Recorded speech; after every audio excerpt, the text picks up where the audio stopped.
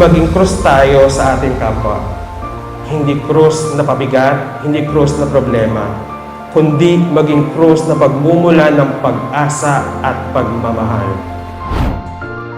Ako si Froilan Santos at ito na siguro ang isa sa mga hindi ko malilimutang yugto ng pagiging leader kabataan. Ang maging Hermano Mayor ng Pista ng Santa Cruz 2022 sa parokya ng Birhen ng Salambao, Binuangan. Katulad ko rin ba kayong kabataan?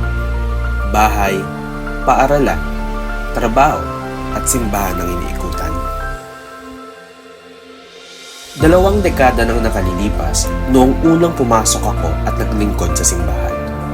At ito ay dahil sa impluwensya ng aking buong pamilya at ng aking lolo na si Reverend Father Ramil D. Juan. At mula noon hanggang ngayon ay patuloy pa rin tayong aktibong naglilingkod.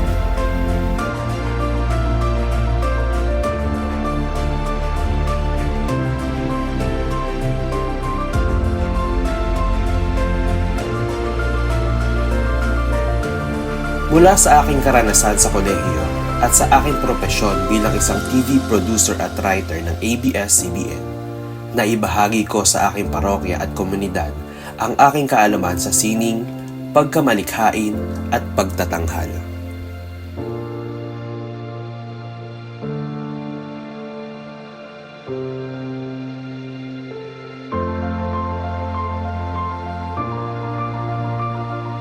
At sa katatapos lamang na konsyerto sa aming parokya at barangay, ang inyong lingkod ang nagsilbing direktor, producer at writer ng isang makasaysayang Awit ng Alon, a benefit concert at nakapagpasok ng mahigit 198,000 pesos na direktang papasok sa pondo ng pagsasaayos ng parokya.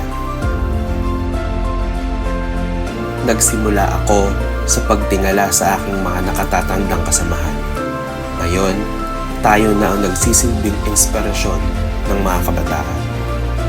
Kasabay nito ay responsibilidad na maging isang mabuting ehemplo, mabuting kaibigan, at mas maging mabuting pastol sa mga nasasakupang kabataan. Muli, ako si Froilan Santos at dito umiikot ang aking buhay bilang isang lingkod kabataan. Tandaan, ang youth ministry ay hindi lang basta grupo. Isa itong pahinga, sandalan, tahanan at pamilya.